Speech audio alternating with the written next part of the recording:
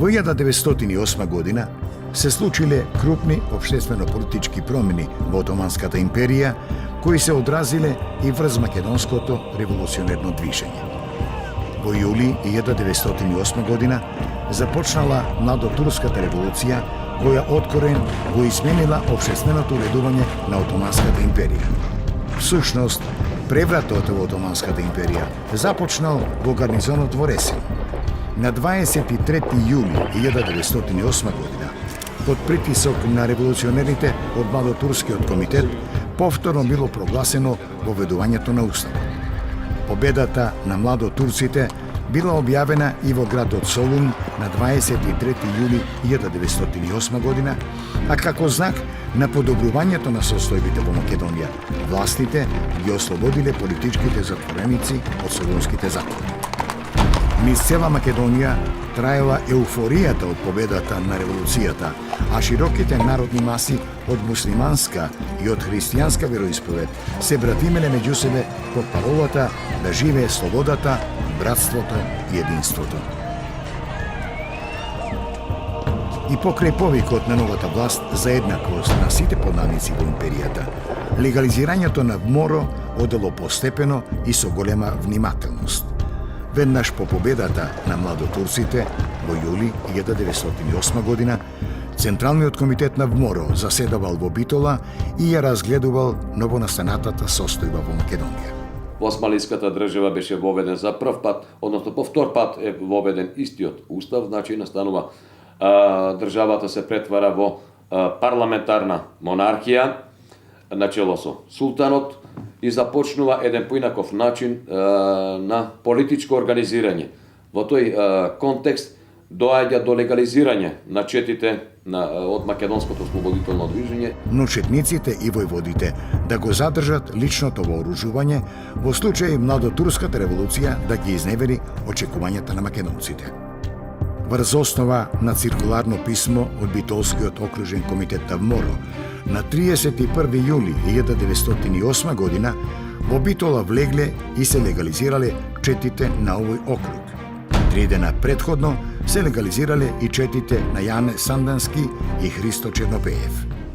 Во таа смисла, четите се симна од планините, влегоа во градовите, политичките затвореници се ослободени од затворите, се одржуваат разни свечени манифестации, се држат говори, се држат митинзи по македонските градови, но тој период на куриет, односно тој период на слобода и еднаквост, парола од Француската револуција, нели превземена од младотурците, трае кратко време, бидејќи сепак треба да продолжи реалниот живот, така што после овие свечени манифестации започнува еден процес на легализирање, односно на трансформирање на дотогашните револуционерни групации во легални политички партии. И тоа со идеологијата на отоманизмот. Значи, во рамките на Отоманска држава ќе се воспостави уставно уредување, ќе се дадат граѓански права и слободи, меѓутоа сите што живеат во Османска држава ќе бидат отомани. Дали се христијани или муслимани и така нешто. Со таа стратегија, тоа е ли голема држава, но голема отоманска, тоа беше политичка програма. Меѓутоа, во таква констелација каква што беше, Јане Сандански сметаше, како водечка личност заедно со своите приврзаници, за да се одбегне опасноста да дојде до војна и до поделби на Македонија од балканските држави, дека треба да се прифати промените во Османска држава, дека во рамките на уставното уредување со продлачување и демократизацијата и воспоставување областна самоуправа, а потоа и автономија, да се реши македонското прашање како етапа кон во некое подруго, поповолни околности, кон создавање самостојна држава. Војводите од Скопскиот револуционерен округ на ВМОРО, Тодор Александров и Ефрем Чучков, биле против легализирањето на четите, иако го почитувале решението на раководството на организацијата и презеле мерки за скривање на оружјето. Според податоците од дипломатските представници во Отоманската империја, до август 1908 година се легализирале вкупно 74 чети со 810 четници. Поранешниот Серски револуционерен округ, начело со Јане Сандански, но и приврзаници од други револуционерни окрузи решиле да се одделат од ВМОРО и во август 1908 година создале нова организација, Македонско-Одринска револуционерна организација. Оваа организација се легализирала за време на Младотурската револуција и од незините членови била формирана политичка партија насловена Народна федеративна партија. Во неја главно клонат представниците од Серскиот, Солунскиот и Струмичкиот револуционерен округ. Главна улога ја има Јане Сандански, иако во партијата потоа ќе се издигне Димитар Влаков како главна раководна улога. На друга страна, од онаа крило кое што беше предводено од Христо Иматов, ќе се трансформира во Сојуз на бугарски конституциони клубови, меѓутоа на негово чело ќе застане Тома Карајовов.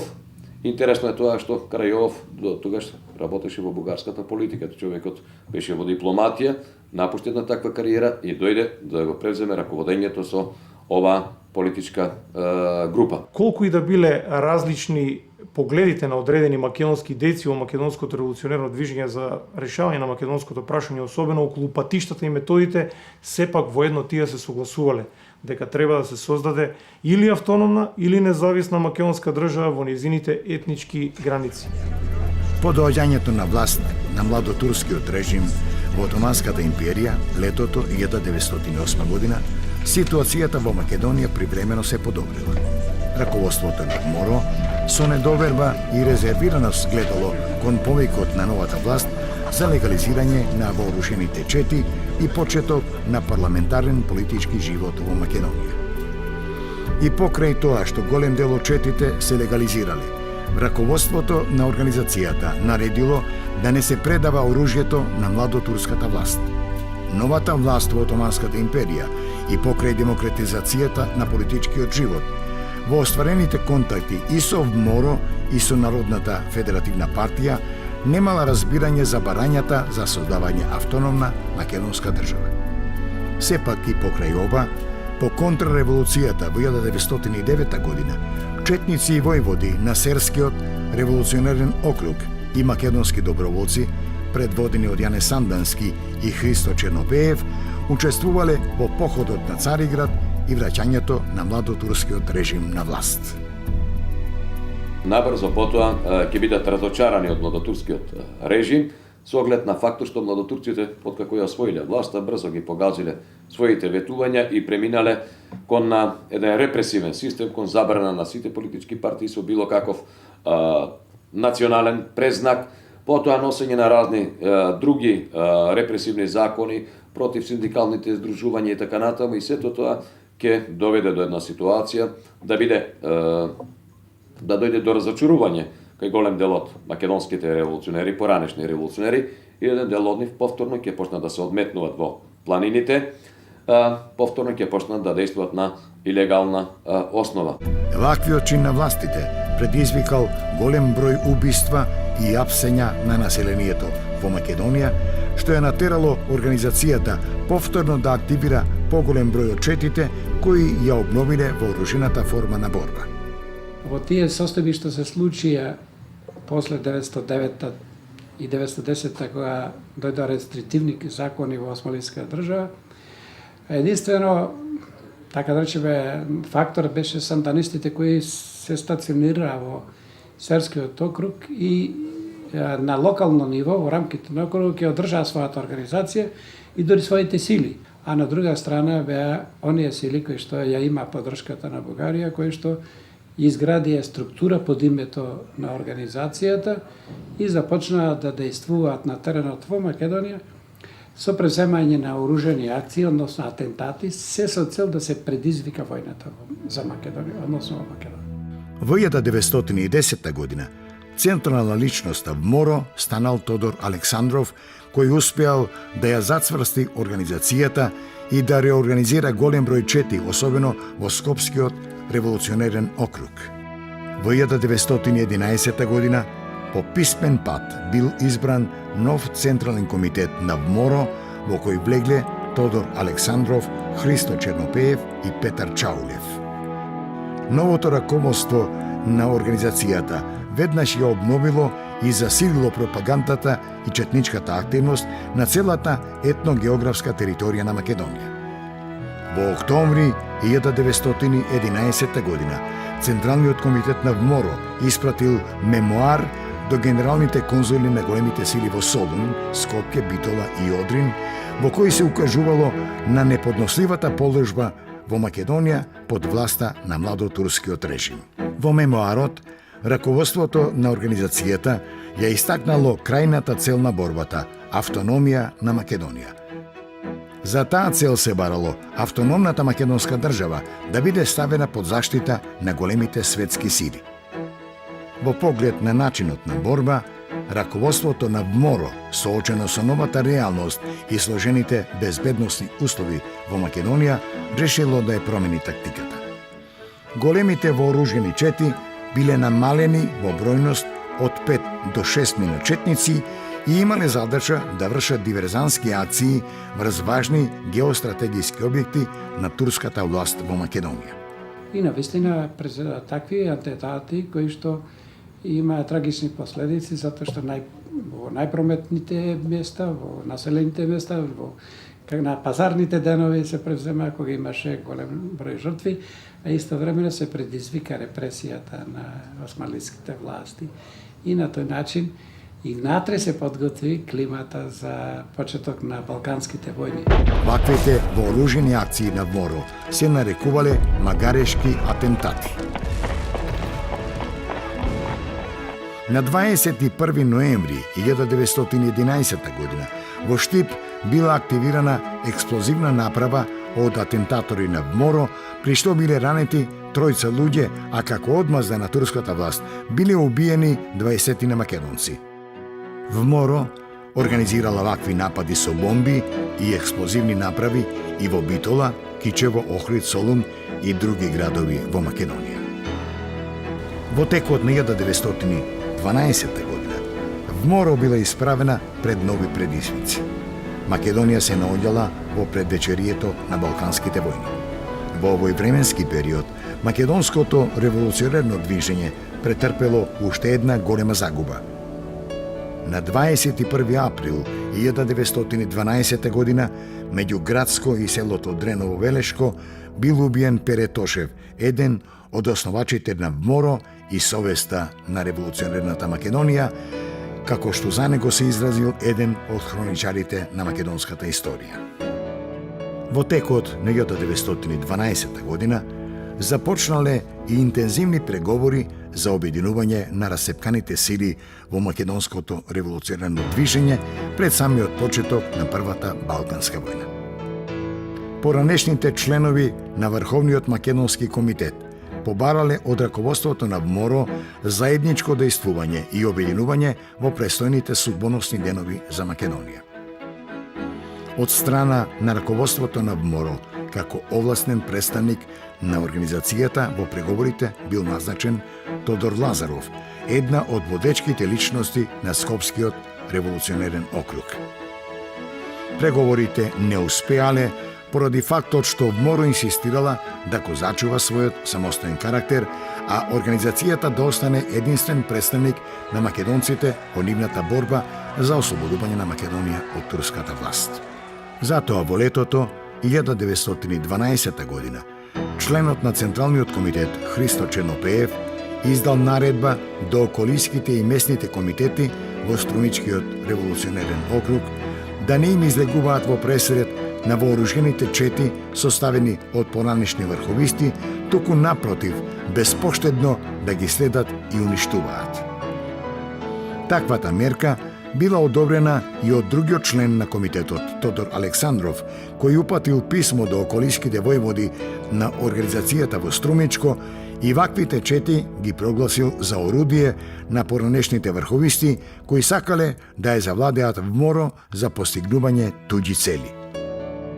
Напоредно со ова, на 29 јуни 1912 година, Тодор Александров упатил писмо до четите на ВМОРО во Скопскиот револуционерен округ, во кој наредувал да се засилат атентатите со динамит врз возови, мостови, градови и железнички пруги, назначувајќи дека само на тој начин можела да се извојува автономијата на Македонија и Одринско. По подпишувањето на бугарско-српскиот договор во 1912 година, станало јасно дека балканските држави планираат да ја нападнат Османлиската империја. Бугарско-српскиот договор ќе биде проследен и со еден бугарско-грчки договор за сојузништво. Сега тука има една мала разлика. Српско-бугарскиот или бугарско-српскиот договор содржи територијална клаузула, која држава, која територија треба да ја добие, со еден таен анекс кој треба да ги реши оние спорни територии. Додека грчко-бугарскиот договор не содржал територијални клаузули, бидејќи двете страни не можеле да се договорат, сметале дека поголемиот дел од Македонија треба да им припадне него. 1912. Земјите од Балканската лига и објавуваат војна на Турција. Почеток на Балканските војни. Балканските држави некако биле охрабрени од целата таа ситуација во Османлиска Македонија, меѓутоа и во другите делови на Османлиската империја, бидејќи Младотурската револуција која требала да ги реши проблемите, наместо да ги реши, создала нови проблеми со еден несреќен обид на властите во Истанбул или Цариград, како сакате да наречете го, да направат отоманска нација. Балканските војни, македонското револуционерно движење и македонскиот народ ги пречекал со големо воодушевување. Се мислело дека со ослободувањето од отоманската власт конечно ќе дојде до создавање на автономна или независна македонска држава во незините етногеографски граници. Затоа и четите на организацијата на ВМРО зеле активно учество во Балканските војни. Раководството на ВМОРО во септември 1912 година издало наредба нелегалните чети на организацијата да извршуваат диверзантски акции во заднината на турската војска како помош на балканските сојузнички војски. Пред почетокот на Првата Балканска војна, главните членови на организацијата Тодор Александров и Петар Чаулев застанале на чело на вооружените чети. На 26 септември 1912 година било формирано Македонско-Одринското доброволство, кое на почетокот броело околу 6500 луѓе, а подоцна се зголемило на околу 14.000 борци. Оваа вооружена формација, која се борела во состав на бугарската војска, била составена претежно од поранешни четници и војводи на организацијата.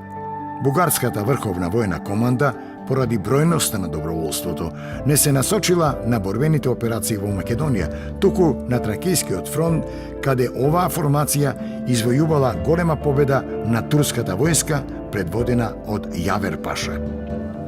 Од друга страна, Централниот комитет на ВМОРО, со почетокот на борбените дејствија во Македонија, испратил 47 чети кои дејствувале самостојно и во голем степен ги помогнале сојузничките балкански војски.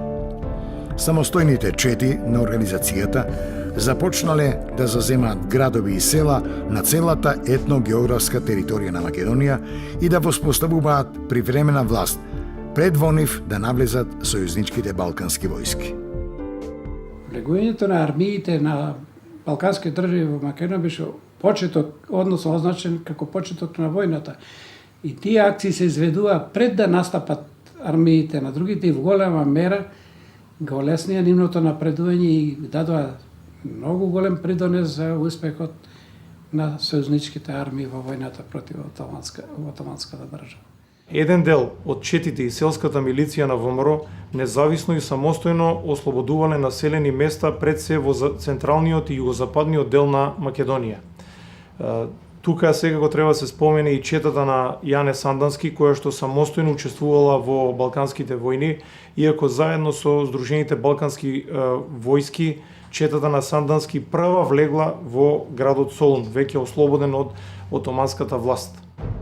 На 25. октомври 1912 година четите и селската милиција го зазеле Крушево.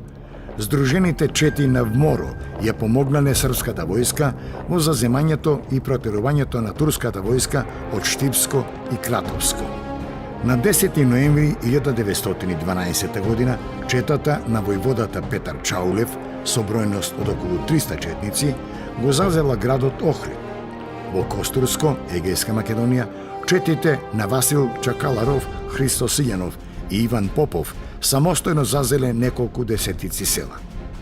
Во октомври, четите на Вморо и селската милиција, предводени од Христо Чернопеев, Пејо Јаворов и Михаил Чаков, го зазеле градчето Банско и повеќе десетици села во просторот од Горна Џумаја до градот Кавала.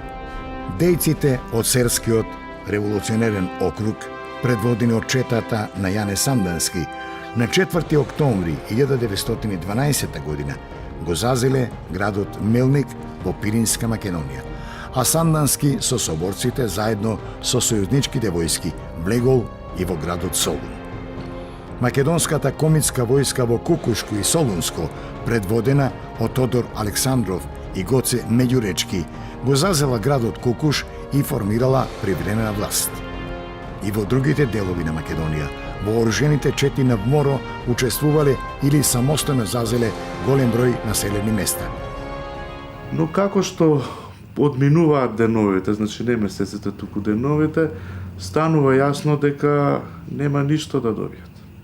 Дека балканските држави едноставно ќе поделат Македонија и тоа ќе го прикажат како ослободување на своето население. Но набрзо стигнало разочарувањето со Лондонската мировна конференција, со кое што не било правилно решено македонското прашање и тоа останало едно од последните нерешени државни прашања во Европа. Чувствувајќи дека се подготвува ново робство, Централниот комитет на 6. декември 1912 година упатил мемоар до бугарскиот цар Фердинанд, во кој меѓу другото се барало тој да се заземе да се избегне било каква поделба на Македонија, бидејќи заветот на организацијата бил слобода за целокупна Македонија. Раководството на Вморо во сите документи, писма, декларации, меморандуми и понатаму истакнувало дека основната цел на нејзината борба била извојување автономна македонска држава во нејзините етнички, географски и економски граници. Меѓутоа, нивното делување нема да има никакво влијание на конечните одлуки, бидејќи реално гледано силата на оружјето ги решавало сите проблеми. По завршувањето на Првата Балканска војна, територијата на Македонија била поделена меѓу сојузничките балкански војски. На териториите кои биле окупирани од српска и грчка војска започнало прогонување на четите на Вморо. Голем број четници на организацијата биле фатени и затворени и само под притисок на местното население биле ослободувани. Четите биле прогонувани и во делот на Македонија кој бил окупиран од бугарската војска, бидејќи Србија и Грција ја обвинувале бугарската власт дека ги толерира и заштитува вооружените сили на организацијата. Во период од неколку месеци, од крајот на 1912 година до првите месеци на 1913 година, српската власт во Македонија извршила ликвидација на неколкумина истакнати дејци и војводи на Вморо. Ваквите мерки на српската власт предизвикале реорганизација на четите и селската милиција на Вморо, кои се концентрирале во бугарско-српските и бугарско-грчките зони на разграничување во Македонија. Вморо преку декларација истакнала дека ако македонското прашање не се реши според барањата на организацијата, тогаш таа нема да ја прекине револуционерната дејност и со сите сили ќе се бори за остварување на своите цели. Трагедијата ќе биде уште поголема кога ќе стане јасно дека ослободителите во наводници меѓу себе имаат нерасчистени сметки. Тогаш македонското население ќе се најде во средина на нивното расчистување, односно во Втората Балканска војна. Кон крајот на јуни 1913 година започнала Втората Балканска меѓусојузничка војна за прераспределба на територијата на Македонија. Веднаш по Првата Балканска војна во Македонија започнало масовно вооружено восстание во Тиквешијата, насочено против новиот српски окупатор. Незадоволството кај населението во Тиквешијата било предизвикано со доаѓањето на српските војни и административни органи. Подготвувајќи се за оружено восстание, тиквешките војводи Мишо Шкартов, Дончо Лазаров, Сојтаријата и Диме Пинџуров формирале револуционерен штаб кој организирал 3 собири на кои било објавено восстанието против српската окупаторска власт. Тиквешкото восстание представува најпремногу настан во македонската историографија. Според изворната документација, според пишаните извори, според спомените на самите учесници на овој настан од 1913 година, Тиквешкото восстание представува најмасовен вооружен протест на македонскиот народ или поточно на населението од Тиквешијата против новиот српски окупатор, а тоа се знае дека после Првата Балканска војна со доаѓањето на српската власт во Македонија, посебно во Тиквешијата, народот се разбира веднаш востана против таа нова окупација на македонскиот народ. Восстанието започнало утрото на 19 јуни 1913 година, кога востаниците од селото Ваташа со пукање влегле во Кавадарци, а на 20 јуни српските војни единици и административниот апарат под притисок на востаниците побегнале во Градско. Со помош на четите на организацијата, на предводени од повеќе војводи, меѓу кои Петар Чаулев, Павел Христов, Христо Чернопеев, Милан Џорлуков и други, значи успеа за кратко време, или поточно за 7 дена, да ги ослободат најголемите места во Тиквешијата, како например Кавадарци, Неготино, Демир Капија, Криволок и околу 50 села. Веднаш по прогонувањето на српските власти од Неготино и Кавадарци била воспоставена восстаничка управа. Во ослободеното Кавадарци на 20 јуни се одржало свечено собрание и била создадена градска управа составена од 12 граѓани и извршна власт представена од 3-члена комисија. Иако некои од соседните историографии се обидуваат да докажат дека тоа е наводно бугарско восстание, треба да се спомене дека фактите говорат нешто поинаку. Тоа восстание здружените чети на ВМРО го кренале самостојно без никаква помош на некоја од балканските војски, иако Тиквешијата се наоѓала во тогашната погранична зона помеѓу Бугарија и помеѓу Србија. Во екот на најжестоките борби и храброто спротивставување на тиквешките востаници на борбените позиции, бугарската 4-та армија под притисок на сојузничките војски била принудена да се повлече од демаркационата линија на реката Вардар кон натрешноста на Бугарија. На четите на ВМРО им било наредено да се повлечат кон Радовиш и да го напуштат Тиквешкиот округ. Така, тиквешките востаници и покрај очекуваната помош останале осамени против српските војни единици. Исто така, треба се да се повлече дека Тиквешкото восстание исто така представува еден најгрозоморен чин на српската жестокост во овој дел на Македонија. Имено, при задушувањето на восстанието, српските власти, српските војски, помогнати од паравојни формации, баш и бодуци, како на пример четите на Јован Бамбунски, на Јајага, уште со самото навлегување, односно разбивањето на восстаничките чети, и веднаш со навлегувањето во Кавадарци, убиле 50 души, тиквешки граѓани на Кавадарци, потоа 150 души ги заробиле, ги врзале на кол, и заедно потоа уште 150 души утре ден да ги стрелале. По задушувањето на востанието, Тиквешкиот округ претрпел големи човечки загуби и материјални штети. Во јули 1913 година во Костурско се вратил со чета и војводата Васил Чакаларов.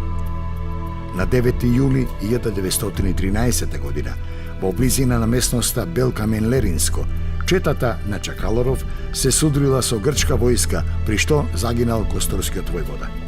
Како знак на одмазда, грчките војници му ја отсекле главата на Васил Чакаларов и ја разнесувале низ селата во Костурско и Леринско со цел да го исплашат македонскиот народ во Егејска Македонија.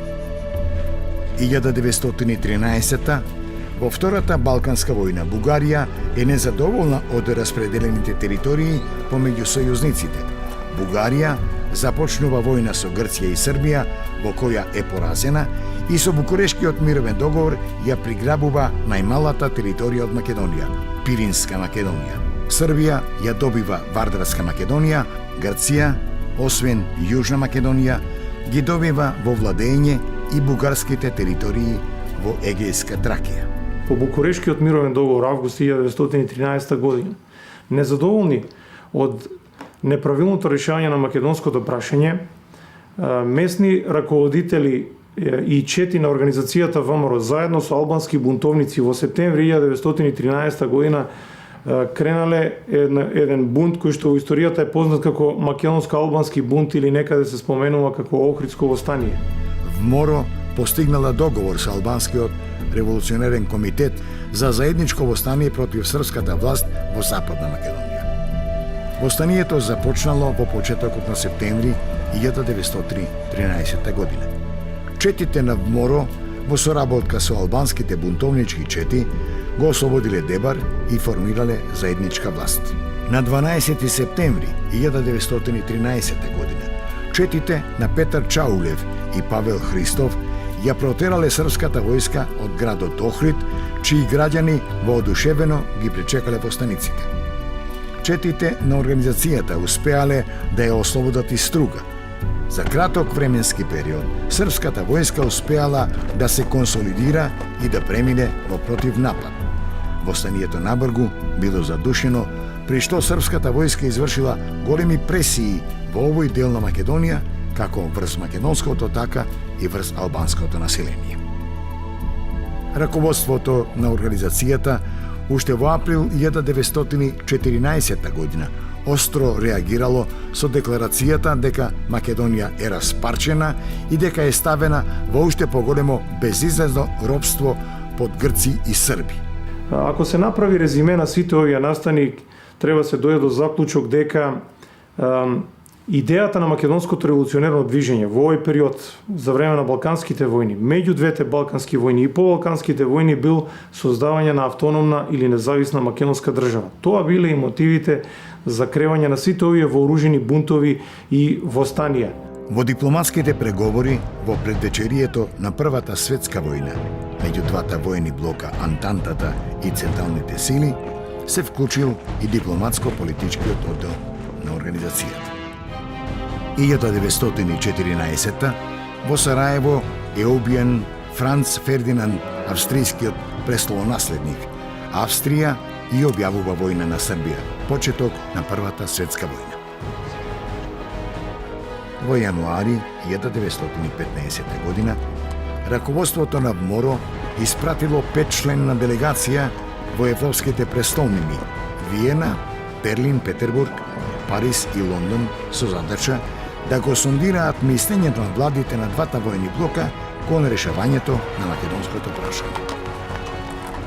Германија и Австро-Унгарија преку своји представници во контактите со раководството на МОРО настојувале да ја информираат организацијата во војниот судир и да ја искористат незината војна сила не само за извршување диверзии во позадината на српската армија, туку и да ја предизвикаат Бугарија да се замеша во војната на нивна страна. Во тој дух биле водени и преговорите со германските представници во Софија, при што бил подпишан проект договор и префрлени 580.000 марки како финансиска помош за вооружување на четите на организацијата. Една од тие мерки била Валандовската акција, организирана уште на 2 април 1915 година, со цел да се прекине железничката линија меѓу Демиркапија и Гевјелија, за да се оневозможи сообраќајот на српските војски и испраќањето на војните транспорти од Ниш до Солун. Валандовската акција била најголемата војна акција на ВМОРО и всушност го најавила учеството на Бугарија на страната на централните сили и почетокот на влегувањето во Вардарска Македонија. Бугарија на 6 септември 1915 година потпишала тајна спогодба со Германија, со која оваа и го признавал на Бугарија правото за анексија на Српска Македонија. Сепак треба да се истакне дека бугарската држава имала преговори и со таборот на Антантата. Главниот залог било македонското прашање и тоа колку Бугарија ќе добие од Македонија. Тоа не се однесувало само за Бугарија, туку и за другите балкански држави, и за Србија и за Грција. Задкулисните игри што се воделе биле воглавно насочени кон приграбување на дел од Македонија и влегување на тие делови во границите на овие балкански држави. На 14 октомври 1915 година Бугарија им објавила војна на Србија и на силите на Антантата.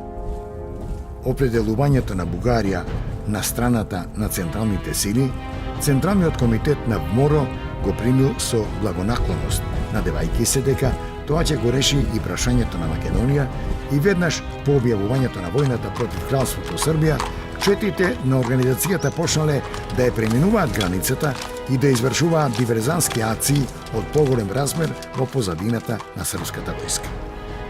Во јануари 1915 година, членовите на Централниот комитет Тодор Александров и Александар Протоѓеров на бугарскиот министер на војската му предложиле создавање една поголема војна единица, составена од понадешните доброволци на Македоно-Одринското доброволство, а за начелник на единицата бил предложен мајорот Петар Дрвингов.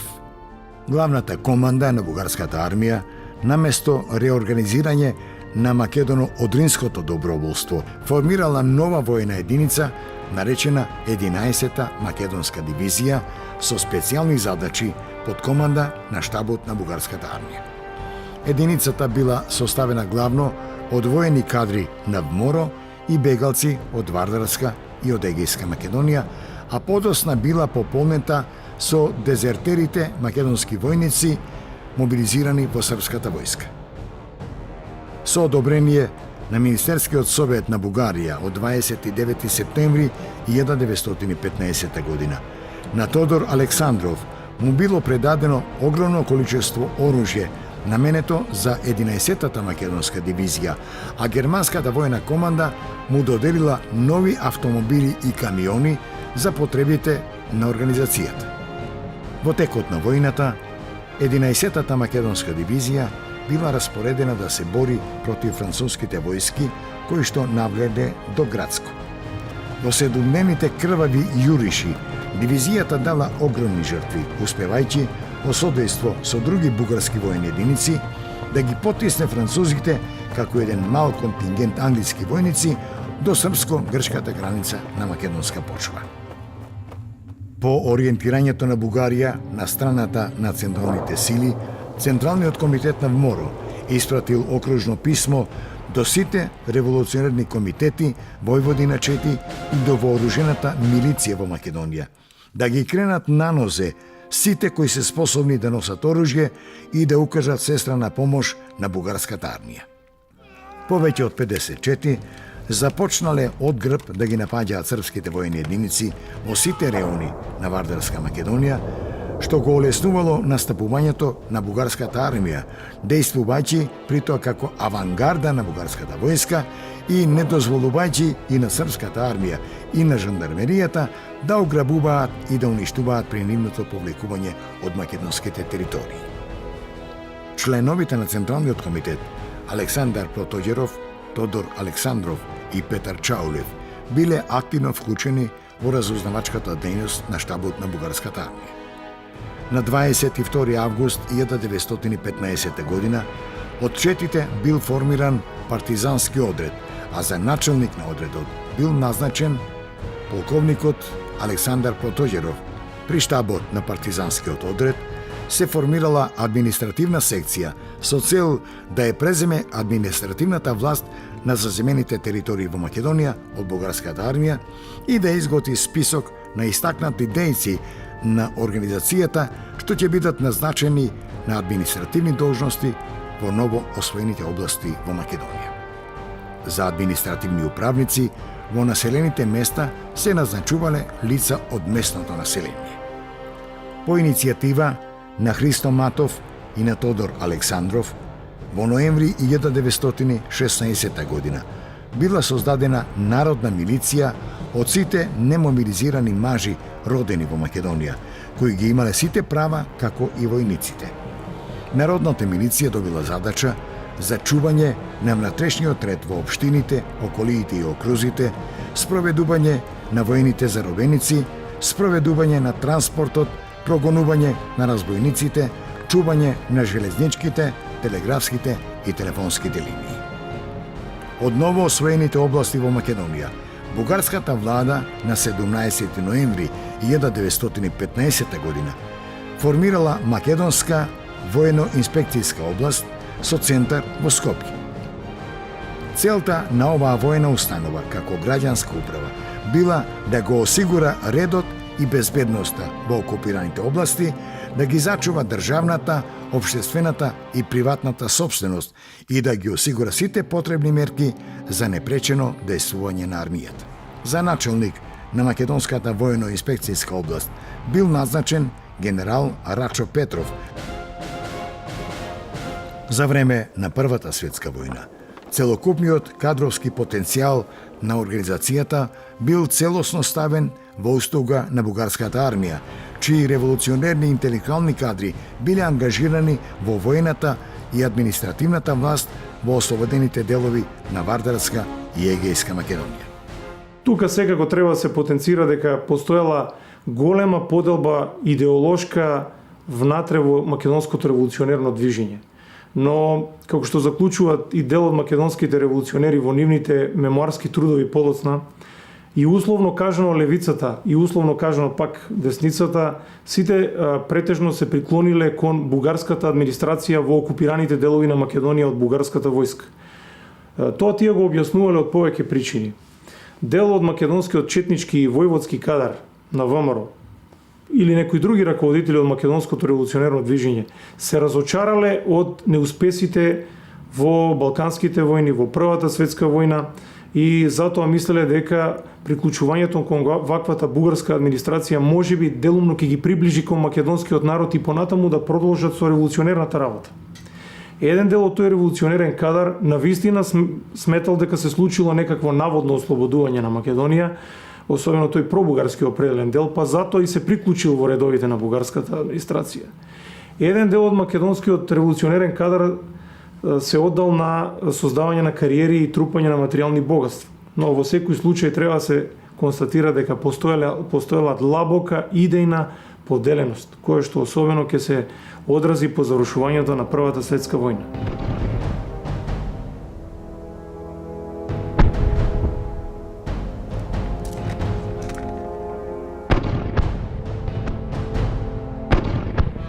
Првата светска војна, како и Балканските војни, во кои активно учествувале борбените сили на ВМОРО на страната на Бугарија, завршиле неславно и несреќно за Македонија, како што впрочем констатирал и револуционерот Кирил Прличев. Македонската организација беше лишена од можноста да ја спречи судбината на Македонија, која стана театар на многуте крвопролевања во последните неколку години.